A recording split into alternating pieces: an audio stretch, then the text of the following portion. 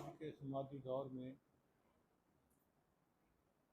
روٹی انسان کا نصب العین بن گئی ہے۔ انسانی تاریخ میں روٹی کو کبھی اتنی اہمیت حاصل نہیں کی جتنی آج ہے۔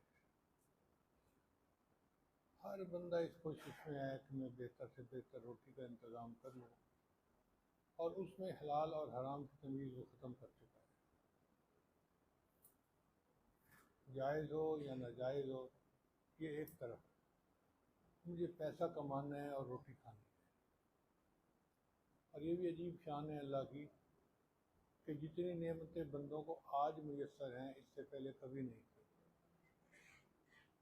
ایک عام آدمی بھی گھر میں کھانا کھانے بیٹھتا ہے تو 2-2 3 ڈشز ہوتی ہیں، اور جتنی اللہ کی ناشکری آج ہے اس سے پہلے کبھی بھی اتنی نہیں تھی۔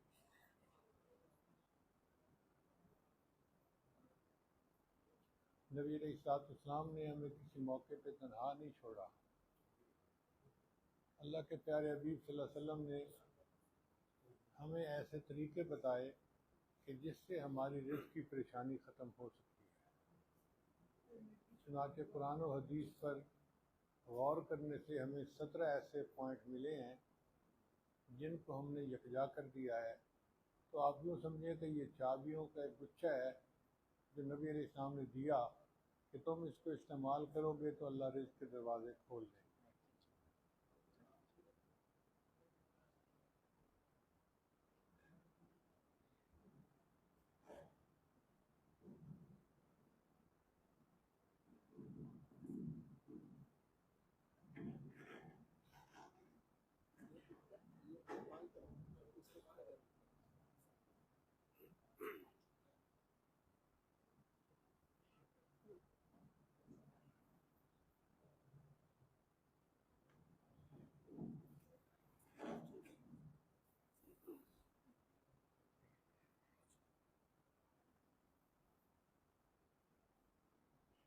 چنانچہ اس میں رزق کی پہلی کنجی ہے نماز کا اہتمام کرنا۔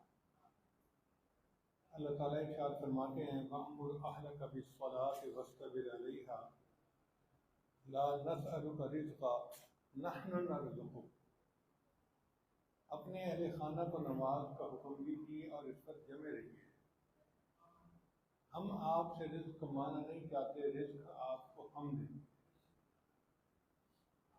تو اللہ رب العزت اس میں وعدہ فرما رہے ہیں کہ جو نماز کا اہتمام کرے گا میں اسے رزق دوں گا۔ تو یہ بہترین کنجی ہے رزق میں وسعت حاصل کرنے کے لیے۔ آج اکثر گھروں میں دیکھا کہ نماز کے اہتمام میں بہت کمی ہے۔ جو نیک لوگ ہیں ان کی بھی فجر کی نمازیں قضا ہوتی ہیں، عورتوں کی عشاء کی نمازیں قضا ہو جاتی ہیں، بچے جو ہیں وہ اپنے کھیلوں میں لگے رہتے ہیں، نمازوں کی طرف دھیان ہی نہیں ہوتا۔ تو جب گھر کے سارے لوگ نماز کی طرف سے بے فکر ہوں گے تو پریشانیاں تو ہوں گی صحیح۔ پھر ہم اگر نماز بھی پڑھتے ہیں تو مرد مصلی پہ کھڑا ہوتا ہے، گلی کوچہ بازار میں پھر رہا ہوتا ہے، عورت مصلی پہ کھڑی ہوتی ہے تو وہ اپنے کپڑوں کی کلر میچنگ کر رہی ہوتی ہے۔ یہ تو پھر ٹکرے ہی ہوئی، نماز تو نہ ہوئی۔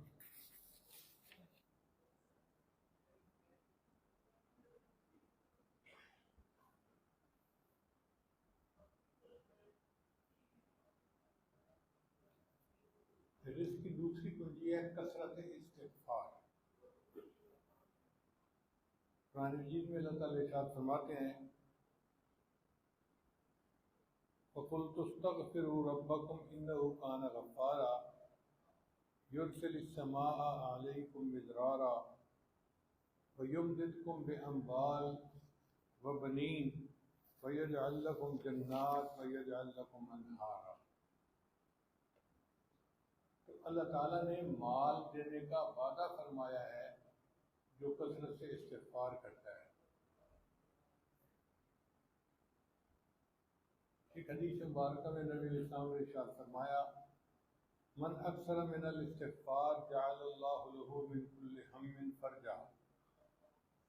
ومن كل ضيق مخرجا ورزقه من حيث لا يحتسب. جو استغفار کی کثرت کرتا ہے اللہ تعالیٰ ہر غم سے اس کو آسانی کر دیتے ہیں، ہر مشکل سے اس کو مخرج عطا فرما دیتے ہیں، اور ایسی طرف سے رزق دیتے ہیں جس کا اس کو گمان بھی نہیں ہوتا.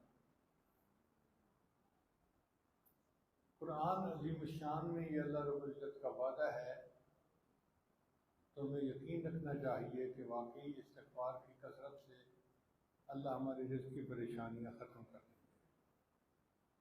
پھر تیسرا عمل ہے انفاق فی سبیل اللہ، اللہ کے راستے میں خرچ کرنا. عام طور پہ لوگ سمجھتے ہیں کہ خرچ کرنے سے مال کم ہوتا ہے، جبکہ اللہ کا وعدہ ہے کہ نہیں، مال خرچ کرنے سے مال بڑھتا ہے. اللہ ارشاد فرماتے ہیں وَمَا أَنفَقْتُم مِّن شَيْءٍ فَهُوَ يُخْلِفُهُ.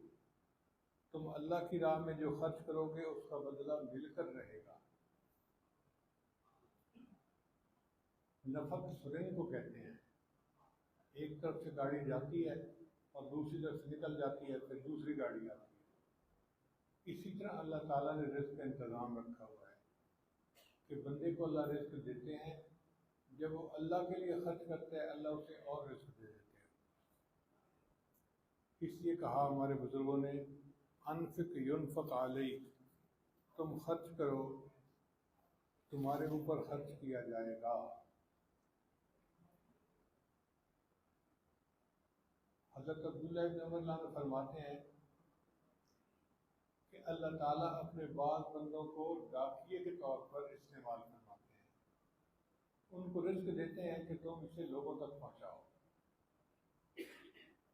اور اندازہ کیجیے کہ 2.5% زکوٰۃ غریبوں تک پہنچانی ہوتی ہے، اور 97.5% کا مالک اللہ دینے والے کو بنا دیتے ہیں. آپ نے دنیا میں کوئی اتنا ہائی پے دینے والا مالک دیکھا کہ 2.5% تقسیم کرنے پر 97.5% اللہ اس کی تنخواہ دیتے ہیں کہ یہ تیرے لیے اب حلال ہے. مگر لوگ کیا کرتے ہیں کہ جو اللہ دیتے ہیں اس کے اوپر سانپ بن کے بیٹھ جاتے ہیں، خرچ نہیں کرتے. تو جب ایک طرف سے داد نہیں پہنچے گی مستحق لوگوں کو تو اللہ کسی اور کو ذریعہ بنا دیں گے. چنانچہ اللہ کسی اور بندے کے ذریعے سے وہ رزق پہنچا دیتے ہیں. پھر پریشان ہو کے آتے ہیں. حضرت ایک وقت تھا مٹی کو ہاتھ لگاتے تھے سونا بن جاتی تھی، آج تو سونے کو ہاتھ لگاتے ہیں تو مٹی بن جاتی ہے. جی ہاں بالکل ٹھیک. جب اللہ نے تمہیں وہ وقت دیا تھا تو تمہیں چاہیے تھا کہ اللہ کے راستے میں خرچ کرتے. تم نے نہیں کیا تو اللہ نے روٹ بدل دیا.